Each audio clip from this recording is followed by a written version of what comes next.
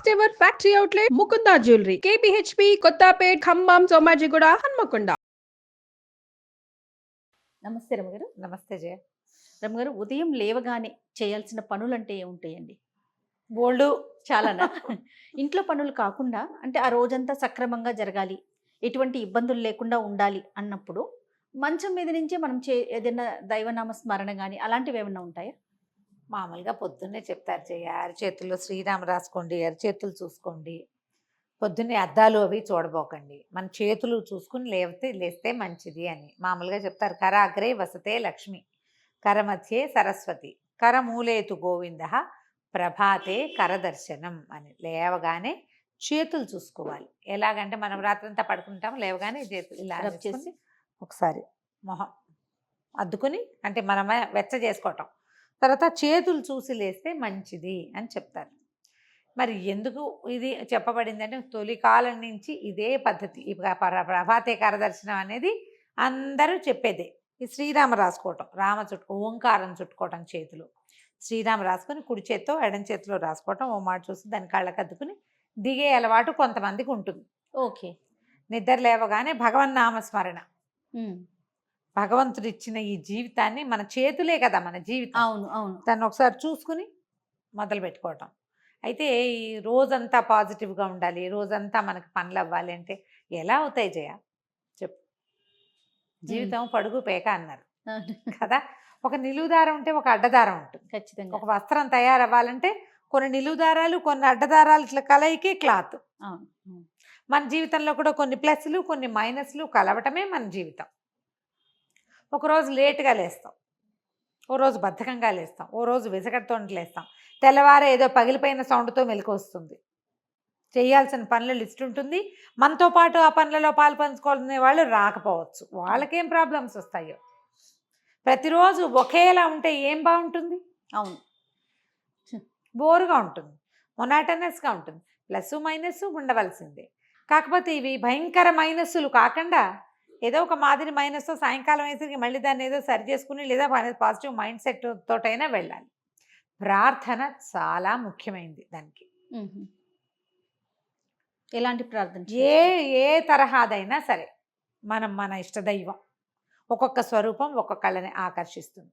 భగవంతుడిని ప్రార్థించుకోవటం, పొద్దున్న ఏదో మామూలుగా అందరూ బ్రష్ చేసుకుంటాం, కాఫీలో టీలో పాలు పదస్వం ఏవో తాగుతాం, తర్వాత పనులలోకి దిగుతాం. పిల్ల జల్లని చూడాలి, ఆడవాళ్ళు అయితే పిల్లల్ని చూడాలి, భర్తలను చూడాలి, పని మనిషి వస్తుంది, వాకిట్లో కూరలు వస్తాయి, లేదా మనం బాక్సులు పెట్టాలి, లంచ్ బాక్సులు పెట్టాలి, ఈ వ్యవహారం అంతా నడుస్తూ ఉంటుంది. ఇదంతా ఎలా ఉంటుందంటే ఒక డ్రామాలాగా వెళ్తుంది అంతే. కొత్త కొత్త పాత్రలు ప్రవేశిస్తుండే, రెగ్యులర్గా వచ్చే పాత్రలు కొన్ని, కొత్త పాత్రలు ఎప్పుడైనా మధ్యలో వస్తూ ఉంటాయి. ఈ మొత్తం డ్రామాలో ఏంటంటే మనం ఒక పాజిటివ్ మైండ్ సెట్ తోటి కనుక వెళ్తే పనులు బాగా అవుతాయి. దీనికి మనం తొందరగా పొద్దున్నే స్నానం చేసేసామనుకో, ఏదో కృష్ణారామ అనుకోవచ్చు కదా. అవును, కొన్ని ప్రార్థనలకి స్నానం అవసరం లేదని భావిస్తారు, వాళ్ళ ఇష్టం. కానీ హిందూస్కి భగవత్ ప్రార్థన అంటే స్నానం ముఖ్యం. అవును, స్నానం చేయకుండా అసలు మనం పూజ గదిలోకి కూడా వెళ్ళాం. సరే, పొద్దున్నే స్నానం చేస్తే ఓ దీపారాధన చేసుకుని ఒక అగరవత్తి వెలిగించుకుని, ఒక అలవాటు లేదు, దీపారాధన లేవు, అగరవత్తులు లేవు, ఏదో కృష్ణారామ కనితే గోవింద మధుసూదన అనుకుంటాం. ఎవరికి ఏది అలవాటు ఉంటే అది. ప్రధానంగా రాముడిని తలుచుకోండి, రోజంతా బాగుంటుంది, పాజిటివ్ ఎనర్జీ ఉంటుంది అంటారు. రాముడే కాదు, కృష్ణుడిని తలుచుకునే వాళ్ళు ఉంటారు. భగవద్గీతలో ఒక శ్లోకం తీసుకోవచ్చు. నరసింహస్వామిని తలుచుకునే వాళ్ళు ఉంటారు, లక్ష్మీదేవిని తలుచుకునే వాళ్ళు, పార్వతీదేవిని, లలితాదేవిని, శివానందలహరి, సౌందర్యలహరి, లలితా సహస్రనామం, విష్ణు సహస్రనామం, రామాయణం, భగవద్గీత, భాగవతమో ఏదో ఒకటి తీసుకోవచ్చు కదా. మీ మనసు ఎక్కడ సొలేషన్ పొందుతోందో, మీరు ఏ స్వరూపాన్ని తలుచుకుంటే మీకు ఒక పాజిటివ్ ఎనర్జీ నిండిపోయినట్లు అనిపిస్తుందో, ఏ శ్లోకం చదివితే, ఏ పద్యం పాడుకుంటే, ఏ పాట పాడుకుంటే మీకు మనసమాధానంగా ఉంటుందో అదొక్కటి సెలెక్ట్ చేసుకోండి. ఇవన్నీ చదువుకునే వాళ్ళు, రోజంతా పూజా విధానంలో ఉండేవాళ్ళు, పొద్దున గంటన్నర పూజ చేసుకునే వాళ్ళు, సాంఘంగా నిత్యగౌరీ పూజా విధానం చేసుకునే వాళ్ళు ఉంటారు. వాళ్ళు అవన్నీ చేసుకునే వాళ్ళు చేసుకుంటారు. చేసుకోలేని వాళ్ళు ఏదైనా ఒక్క శ్లోకం తీసుకోండి. ఈ శ్లోకాలకి పెద్దది తీసుకున్నాం అనుకోండి, చదవలేకపోతారు. చిన్న శ్లోకం తీసుకోండి, నెంబర్ ఆఫ్ టైమ్స్ చదవండి. ప్రఖ్యాతమైన శ్లోకాలు తీసుకుంటే తప్పులు పడకుండా ఉంటాయి. అంటే ఇప్పుడు మీరు అవన్నీ చేసేవాళ్ళు సరే మీరు ఇలా చెప్తున్నారు కదా, కొంతమంది నెగిటివ్ గా రెస్పాండ్ అవుతున్నారు రమ్మగారు. నేను అంటాను చేయగలిగితే గంటల తరబడి పూజ చేసుకుంటాం, లేకపోయినా ఏదో ఒక శ్లోకం తీసుకుని చేసుకోవచ్చు. ఇక్కడ ఒక చిన్న విషయం ఉంది రమ్మగారు, మీ మాటలు కానీ మీరు చెప్పే విధానం ఎలా ఉంటుందంటే ఈ జనరేషన్కి తగినట్టుగా ప్రస్తుతం ఉన్న కాలానికి అనుగుణంగా మీరు చెప్తారు. ఇదే చేయాలి, ఇది చేస్తేనే మనకు బ్రహ్మాండం బద్దలైపోతుంది లాగా కాకుండా మీకు ఏది దొరికితే చేస్తే సంతోషం, చేయకపోతే మీరు ఏది చేయగలరో ఎంతవరకు చేయగలరో నియమంతో నిబద్ధతతో చేయమని చెప్తారు కదా. నేను లాస్ట్ టైం మనం ఒక వీడియో చేసాం రమ్మగారు బ్రహ్మముహూర్తం గురించి, దాంట్లో కూడా మీరు మాట్లాడారు మనం చేయగలిగితే చాలా సంతోషం, చేయలేకపోతే దానికి ఒక పరిష్కారం కింద మాట్లాడారు కదా. అట్లా ఎట్లా చెప్తారు? బ్రహ్మముహూర్తం అనేది చాలా విలువైంది కదా. నేను కొన్ని కామెంట్స్ కూడా చూశానండి, మీతో డిస్కస్ చేద్దాం అనుకున్న సందర్భంలో అడుగుతూ ఉన్నాను అనమాట. ఇప్పుడు చేయలేరు చేయగలరు రెండు కోణాలు ఉంటాయి కదండి. అంటే ఇప్పుడు ప్రతిసారి జయ మీరు నెగిటివ్ పార్టే విని మీకు కోపం వచ్చింది అనుకో, మీరు పాజిటివ్ పార్ట్ వినరు.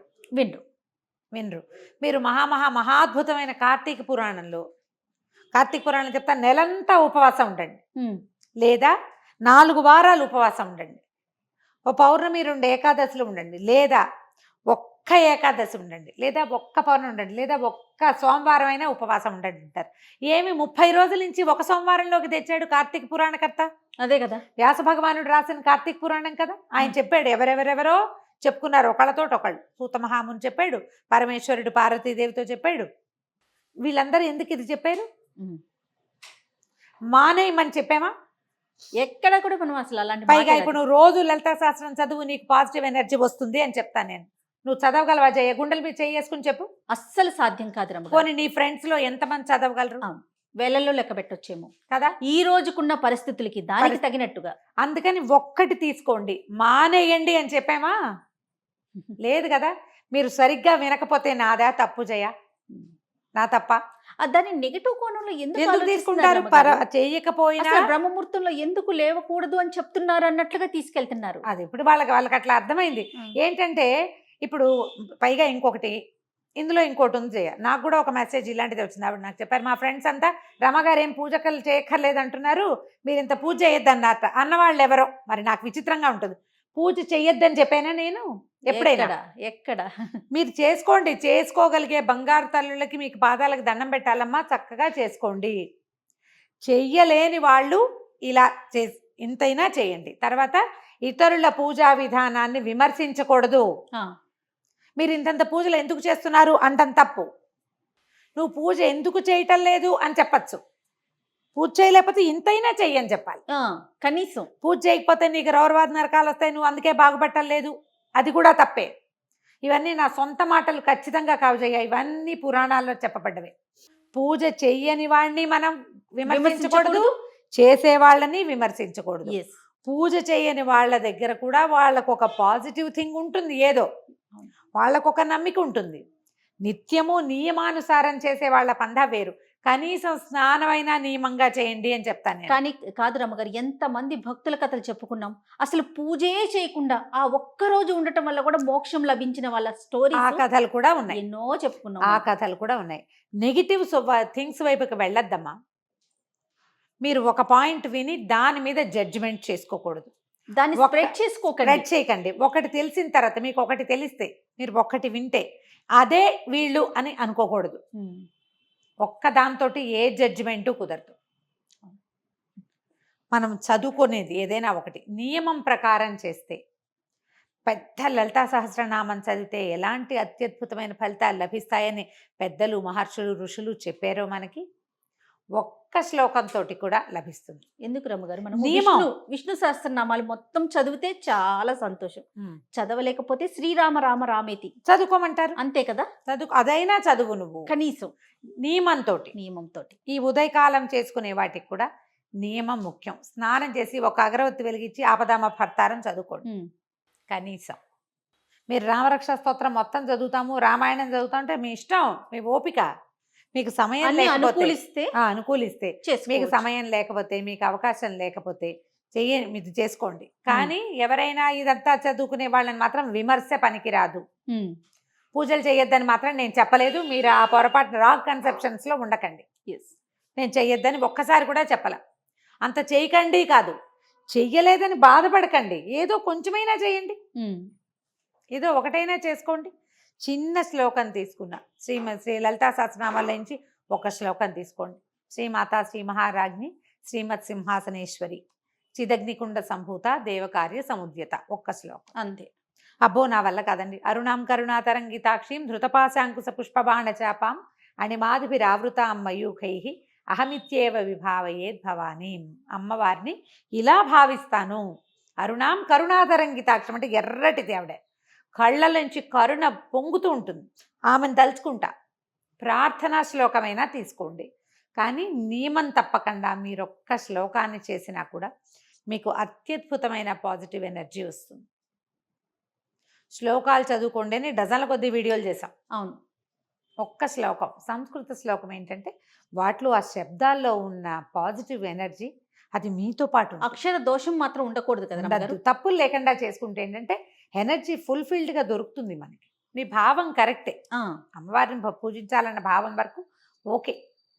వాచాదోషం కూడా లేకపోతే ఆ వైబ్రేషన్స్ వల్ల వచ్చే పాజిటివ్ ఎనర్జీ మనతో పాటు మనకు వస్తుంది. నేర్చుకోండి, మనకు అవకాశం ఉంది. ఇంటర్నెట్ నిండా ఉన్నాయి చక్కగా. పెద్ద పెద్దవి తీయద్దు, చిన్నవైనా తీసుకోండి. 5 శ్లోకాలు తీసుకోండి, అది మాత్రమైనా చదువుకోవచ్చు కదా. ఆపదామపహర్తారం ద బెస్ట్ జయ, చిన్న శ్లోకం. మీరేం చేస్తారు అమ్మగారు రోజు? రోజువారీ నాకు చాలా ఉన్నాయి కదా జయ, ఏవో రకరకాలు ఉన్నాయి. వాటిలో అవి చదువుకుంటాను. నాకు కనీసం ఒక 25-28 మినిట్స్ నేను చదువుకునేవే సరిపోతాయి. 30 నిమిషాలు కావాలి నాకు ఖచ్చితంగా. తర్వాత ఇప్పుడు సుందరకాండ పారాయణ ఒకటి పెట్టుకుని రోజు ఒక ఇది అధ్యాయం ఏదో ఒకటి అని పెట్టుకున్నాను అనమాట. సుందరకాండ చదువుతున్నాను ఇప్పుడు. అది అవ్వాలిగా, ఒక్కొక్కటి అవ్వాలి, ఏదో ఒకటి ఎలా కుదిరితే అట్లా. ఒకరోజు సమయం చాలదనుకో, అందులో 60 శ్లోకాలు ఉన్నాయనుకో, 30 చదువుకుని అక్కడ కాగితం అడ్డం పెట్టుకుంటా, రేపు చదువుతాను. సుందరకాండ పూర్తి చేసుకోవాలి అని కొంచెం అర్థం నాకు తెలుస్తుంది కాబట్టి నేను చదువుకోగలను. గ్రూప్ లో చేస్తున్నారండి? లేదు, నేను సొంతంగా చేసుకుంటాను. మామూలుగా నాకు కాస్త రామాయణం చదివే అలవాటు ఎప్పుడు ఉంది, కొద్దిగా చదువుకుంటాను. ఇది ఇప్పుడు సమయాభావం, నీ ఇక్కడ పరిగెత్తుకు రావాలి కదా, అవును, అప్పుడు కొంచెం తక్కువ. ఓకే. ఓ 10 శ్లోకాలైన పుస్తకం తీసి చదవకుండా మాత్రం ఉండను. ఓకే, అలా పెట్టుకుంటా. నా మామూలు రోజువారీ శ్లోకాలు ఉన్నాయి. మా వెంకటేశ్వర ప్రపత్తి, కరావలంబము అవన్నీ అలవాటు, వాటి దారిన వెళ్ళిపోతాయి. నేను చెప్తాను, నేను పదే ఇదే మాట. స్నానం చేసి బొట్టు పెట్టుకుంటాను, కుంకుమ పెట్టుకున్నాక నేను దీపం పెట్టే లోపలే నా సగానికి పైగా స్తోత్రాలు అయిపోతాయి. చదివేసుకుంటారు. నేను అవి ఇవి సవరించుకుని, దీపానికి దివ్యలు తీసి చూసుకుని, పువ్వులు సరిచేసి సవరించుకుని, పళ్ళు ఏమైనా కడిగి పెట్టుకుని దేవుడి దగ్గర కూర్చునే లోపల, లేదా ఆయన అక్కడ ఉండి నేను యువతలు పని చేసుకుంటూ ఉంటే స్తోత్రాలన్నీ అయిపోతాయి. ఇక్కడే చదువుకుంటూ పనిచేస్తా. ఇక ఈ మధ్యలో వ్యవహారాలు, ఫోన్ కాల్స్ అవి వస్తాయి, ఏదైనా అత్యవసరమైనవి అవేదో చూస్తా. కానీ వెళ్ళి అక్కడ కూర్చున్నాక రామాయణం చదువుకుంటాను. తొందరగా వెళ్ళాలంటే ఈ మార్గం అవలంబిస్తా. దీంట్లో నా నియమం ఏంటంటే స్నానం చేసిన తర్వాత కుంకుమ బొట్టు పెట్టుకోవటం. బొట్టు పెట్టుకున్నారా స్తోత్రం ఆటోమేటిక్గా అసంకల్పిత ప్రతీకార చర్యలాగా వెళ్ళిపోతూ ఉంటుంది. అలా అలవాటు అయిపోయింది. ఇలా చేసుకోవచ్చు. మీరు దేవుడి దగ్గర కూర్చునే ఇంతసేపు దేవుడి ముందే కూర్చోవాలా అన్నదేం పెట్టుకోబోకండి. కుదిరిందా కూర్చోండి, కుదరకపోయినా ఇతర పనులు చేసుకుంటూ. ఇంకా స్నానం చేశాక నేను చీపుళ్ళు ముట్టుకోను, వాకిల్లో డస్ట్బిన్లు ముట్టుకోను, తర్వాత ఏమో ఏమంటారు విప్పేసిన బట్టలు ముట్టుకొని వాషింగ్ మెషిన్లో వేయడాలు అవి చెయ్యను. నా నియమం అది. కొన్ని నియమాలు పెట్టుకున్నారు, ఇవన్నీ ముందే చేసేస్తా.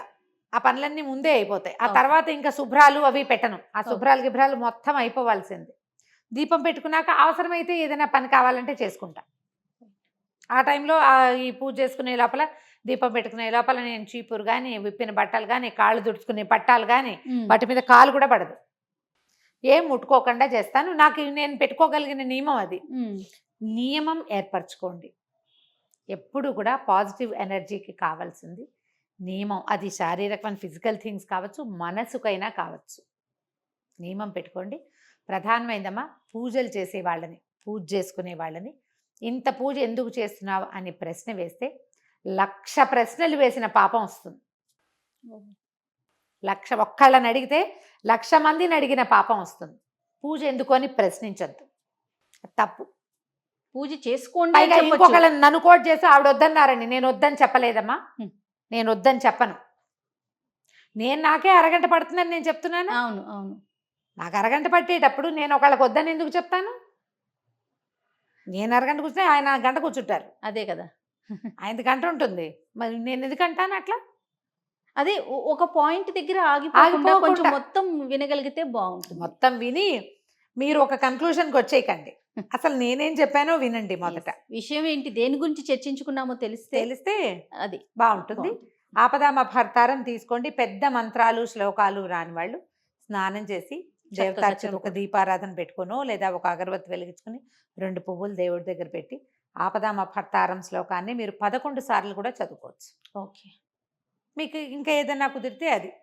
మనకేంటంటే సాధారణంగా చెప్తారు చేయ కాస్త డబ్బులు ఇబ్బందులు ఉన్నాయి, ఉద్యోగంలో సెటిల్ అవ్వలేదు, అలాంటప్పుడు కనకధారాస్తవం చదువుకోమంటారు పెద్దవాళ్ళు. కనకధారాస్తవం చదువుకోవచ్చు. మీకు అన్నిటికీ భయంగా ఉంది, టెన్షన్ ఫీల్ అవుతున్నారు, అప్పుడు దుర్గా సప్తశ్లోకి చదువుకోమంటారు. పిల్లలకి తరచుగా కళ్ళు వస్తాయి, బెదురుతారు, స్కూళ్ళల్లో భయపడుతూ ఉంటారు, ఎగ్జామినేషన్స్ అంటే భయం, ఆంజనేయ స్వామికి సంబంధించిన శ్లోకాలు, హనుమాన్ చాలీసా లాంటివి నేర్చుకోవచ్చు, చెప్పచ్చు. ఇలా పెట్టుకోండి ఏదో ఒక నియమం. లేదా శుక్రవారం లక్ష్మీదేవికి, మంగళవారం దుర్గాదేవికి, ఇలా లెక్కలు. ఇలా సోమవారం శివుడు, మంగళవారం దుర్గాదేవి, బుధవారం వినాయకుడు, ఓకే, గురువారం దత్తాత్రేయ స్వామికి సంబంధించినవి ఏదైనా, శుక్రవారం లక్ష్మీదేవికి సంబంధించింది, శనివారం వెంకటేశ్వర స్వామి, ఆదివారం సూర్యుడు. ఇలా పెట్టుకునైనా చదువుకోవచ్చు. వీటన్నిటికీ మళ్ళీ పెద్ద పెద్ద స్తోత్రాలే అక్కర్లేదు.